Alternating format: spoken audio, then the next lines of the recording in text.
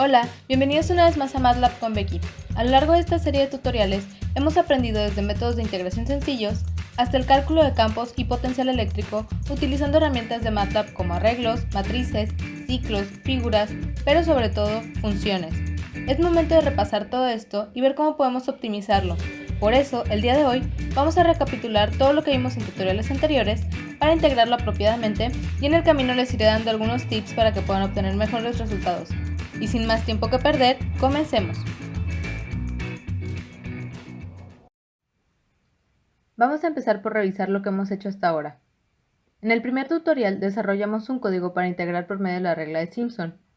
Posteriormente, convertimos este código en una función cuyas entradas son la función que se va a evaluar, los límites de integración y el número de intervalos. Lo primero que hacíamos era calcular el tamaño de cada intervalo, que obteníamos de la diferencia entre los límites de integración entre el número de intervalos. Después, creamos una variable para la sumatoria y la iniciamos en 0 por medio de un ciclo for que irá desde 1 hasta n-1, efectuamos la sumatoria, agregando el valor acumulado en la variable sum más el resultado de evaluar la función en el límite de integración inferior más h por el número de intervalo en el que nos encontramos. Para terminar, calculamos el valor aproximado de la función por medio de la regla de Simpson. En el segundo tutorial, creamos las funciones campo E, arrow y E2D. Campo E controla las dos últimas funciones, primero calculando los valores de la punta y base de cada vector haciendo uso de E2D y posteriormente los manda a graficar con arrow. Recordemos que también para que tuviera una presentación más ordenada, no variamos el largo de los vectores respecto a su magnitud, sino que graficamos vectores de longitud uniforme y en su lugar variamos su opacidad para indicar cuáles son los vectores de mayor magnitud. En el siguiente tutorial agregamos las funciones de lambda, línea y field. Field nos permite mandar a llamar E2D indicándole que ahora debe trabajar adicionalmente con las funciones de línea y lambda. Finalmente, en el tutorial 4, agregamos las funciones B2D y pod con una estructura similar a E2D y field, con la diferencia de que B2D y pod nos ayudan a calcular el potencial eléctrico, mientras que E2D y field el campo eléctrico. También creamos dos funciones auxiliares para las gráficas, que fueron grlínea y grpod. Ahora, ¿cómo podemos estructurarlo de una mejor manera? Todas estas funciones yo las englobé en una función que llamé dibujo, y quizás piensen, ¿más funciones? ¿Qué ventaja tiene una función adicional? Imaginemos que quieren analizar un campo eléctrico con una ecuación de línea y lambda más compleja, cambiar los límites de integración o la región que se está analizando del campo. Tendríamos que modificar cada una de estas entradas individualmente en las funciones que las involucran, una por una, en cada caso distinto que desean graficar. ¿Suena tedioso, no es así?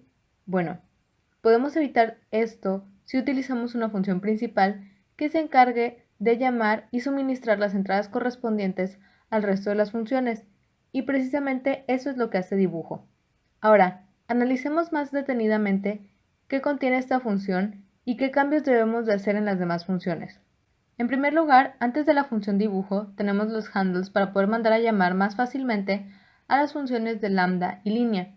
También podrían manejar los handles dentro de la función dibujo y remover estas entradas.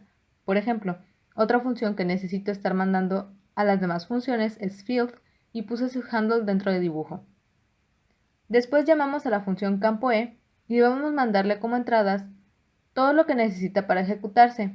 F, que en este caso es la función field, línea, los límites de integración, lambda, la región que estaremos mandando como una matriz, el número de puntos a graficar, la escala para la longitud de los vectores y la opacidad. A grlínea mandamos como entradas la función línea y sus límites de integración, y a grpod mandamos la función línea, límites de integración, lambda, la región y el número de puntos. Ahora, vamos a ver qué tenemos que modificar en las funciones. En campo E vamos a comenzar por extraer los valores de x0, xf, y0 y yf de nuestra matriz. En mi caso, mi primera fila corresponde a los valores de x, por lo que de region de la primera fila y primer columna obtengo x0 y de la fila 1 columna 2 obtengo xf. De manera similar, obtengo y0 y yf solo cambiando mis índices a la fila 2. Otra cosa que cambié fue cómo llamo a la función de entradas de field. Recordemos que solo usamos el handle de field, que en este caso es f, y no todo el nombre. Y sus entradas ahora serán, además de x, y y, la función línea, s0, sf y lambda. También pudiéramos mandar solo x, y los límites de integración, pero entonces recuerden que deberían de crear nuevamente los handles dentro de la función field o llamar a la función con el nombre completo en E2D.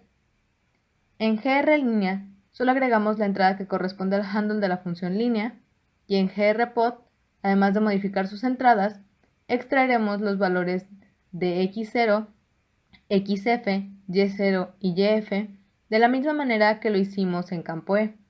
También podemos modificar el color de la gráfica de contorno para que sea el mismo color en todas las líneas, especificando después de x, y y z el comando color seguido de la inicial del color que queramos. En este caso yo usé azul. De la misma manera en que lo hicimos con field, modificamos las entradas para pod, que ahora serán x, y, línea, s0, sf y lambda. Por otro lado, Simpson, E2D, B2D, línea y lambda permanecen sin cambios.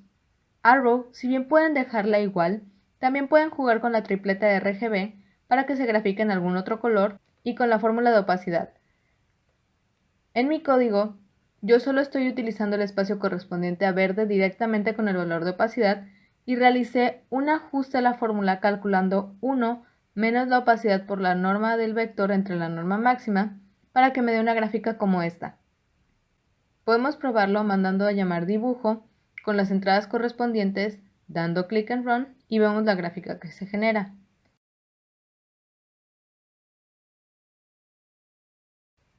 Ahora, un tip. Conforme ustedes vayan aumentando la complejidad del modelo de su campo eléctrico, MATLAB está limitado en las gráficas que les puede generar.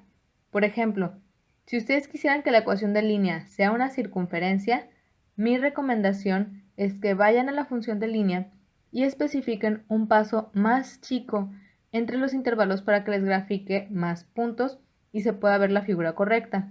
Si no ponen nada entre los límites de su ciclo for, por default toma el paso de los intervalos como 1.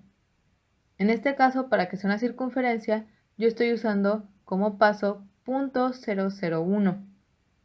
Otra cosa que puede pasar es que el contour plot genere figuras muy cerradas. En mi caso, esto mejoró cuando reduje el número de puntos a graficar de 20 a 10.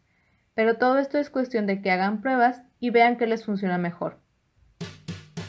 Ahora es su turno, manos a la obra y éxito en su proyecto. Eso fue todo por el tutorial de hoy, espero que les sea de utilidad. Bye.